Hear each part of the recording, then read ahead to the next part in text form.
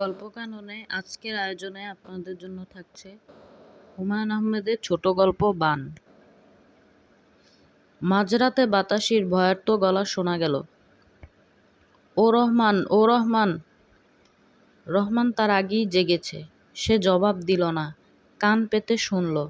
কলকল করে ঘরে পানি ঢুকছে। বৃষ্টির শব্দ ছাপিয়ে নদীর শো শো আওয়াজ আসছে। বাতাসি হাহাকার করে উঠল, পানি আসে ও রহমান। রহমান মরার মতো পড়ে রইল, যেন সে কিছুই শুনতে পাচ্ছে না। ও রহমান, ও রহমান। রহমান ঠান্ডা গলায় ধমক দিল, প্যান প্যান করবা না, কুপি জ্বালো, খামাখা চিল্লায়ও না। পানি আসে যে রহমান, আসুক। বাতাসি কান্নার মতো শব্দ করে। রহমান শক্ত ধমক লাগায়, খবরদার কানবা না, ভাল লাগে না।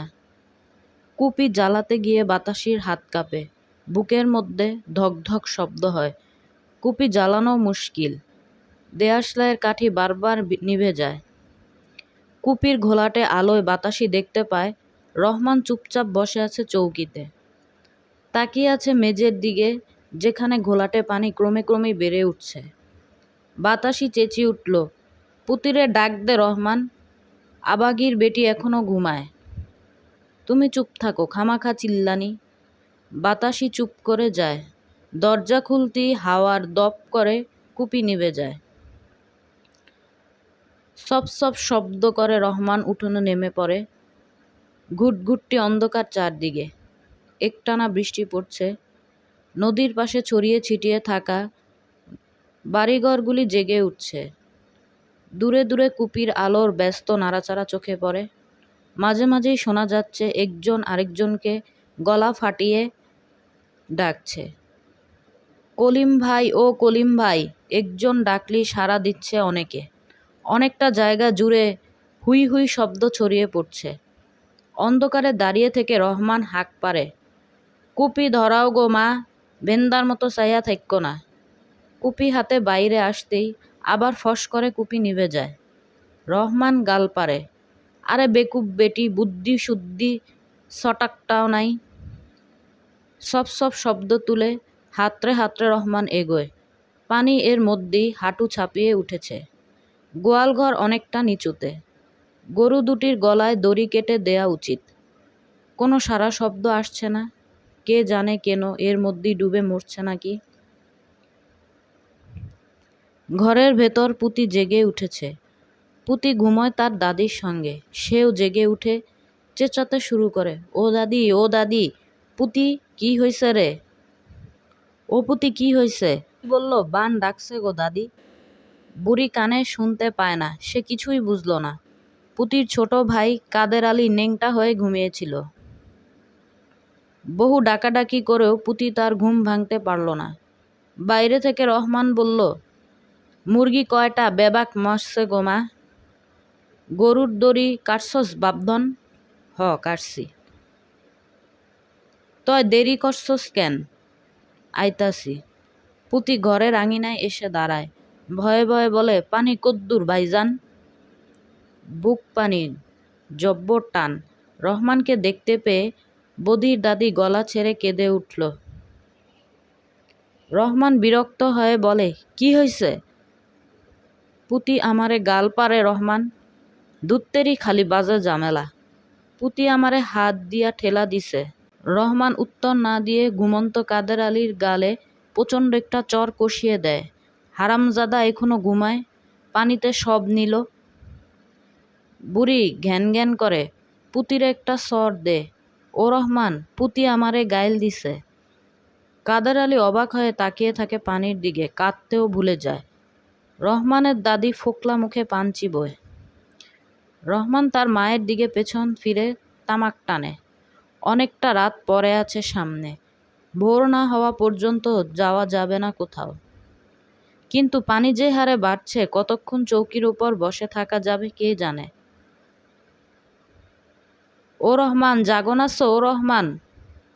রহমান হুক্কা রেখে বেরিয়ে এলো। কলা গাছের ভেলায় করে হাসু চাচা এসেছেন। তার ছোট ছেলেটাও সঙ্গে আছে। ভিজে চুপসে গেছে দুজনেই। হাসু চাচা ফ্যাঁস ফ্যাঁস গলায় বললেন, রহমান, জিনিসপত্তর গোছগাছ কইরা রাখ, পানি আরো বাড়ব, আমি নৌকা আনতে যাই, রাইতে রাইতে বেবাক মানুষ রেল সড়কও তুলন লাগব। রহমান বলল, তামুক খাইবেন চাচা? না, করিম মনে লয় বানে ভাইসা গেছে, হুঁসস? না, হুনি নাই। তার বউটা খুব চিল্লাইতেছে, একটু তামুক খান চাচা? না, যাই। তোরা জিনিসপত্র ঠিকঠাক কর। বাতাসি ও পুঁতি অত্যন্ত দ্রুততার সঙ্গে ছোট ছোট পুটলি তৈরি করতে থাকে। রহমান চৌকির ওপর চুপচাপ বসে থাকে। তার দৃষ্টি নিরাসক্ত, যেন কোনো কিছুর সঙ্গেই তার কোনো যোগ নেই। ঘরের ভেতরের পানি ক্রমাগত বাড়তে থাকে।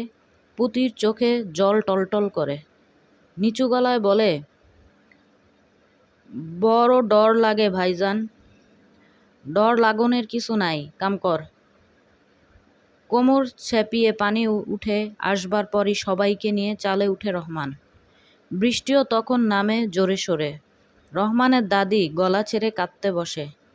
ও রহমান, ভিজলাম যে রে। বুড়ির সঙ্গে গলা মিলিয়ে কাঁদে কাদের আলী। বাতাসে আক্ষেপের সুর বের করে, ধান চাউল সব গেল রে ও রহমান, ও বাপধন। রহমান ধমক গলায়, খবরদান, প্যান প্যান করবা না। অন্ধকার রাত, অঝোরে বৃষ্টি পড়ছে। চারদিকে ফুলে ফেঁপে উঠছে রাত্রির মতোই অন্ধকার জলরাশি। দূরে দূরে ছড়িয়ে ছিটিয়ে থাকা বাড়িঘর থেকে চিৎকার ও কোলাহল শোনা যাচ্ছে।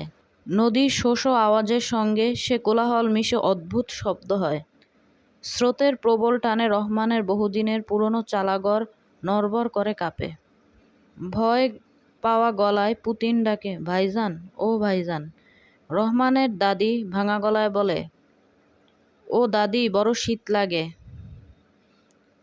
এবং এক সময় পুতি শুনতে পায় তার ২৬ বছরের জোয়ান দাদা ছেলে মানুষের মতো কাঁদছে। তার বড় ইচ্ছে করে সে দাদার পাশে বসে, কিন্তু সাহসে কুলোয় না। দাদাকে তারা সবাই বড় ভয় করে। এতক্ষণ আপনারা শুনলেন হুমায়ুন আহমেদের ছোট গল্প বান। আমরা নিয়মিত গল্প শোনাচ্ছি। গল্পটি ভালো লাগলে চ্যানেলটি সাবস্ক্রাইব করুন, বন্ধুদের সাথে শেয়ার করুন, আমাদের পাশে থাকুন। ধন্যবাদ।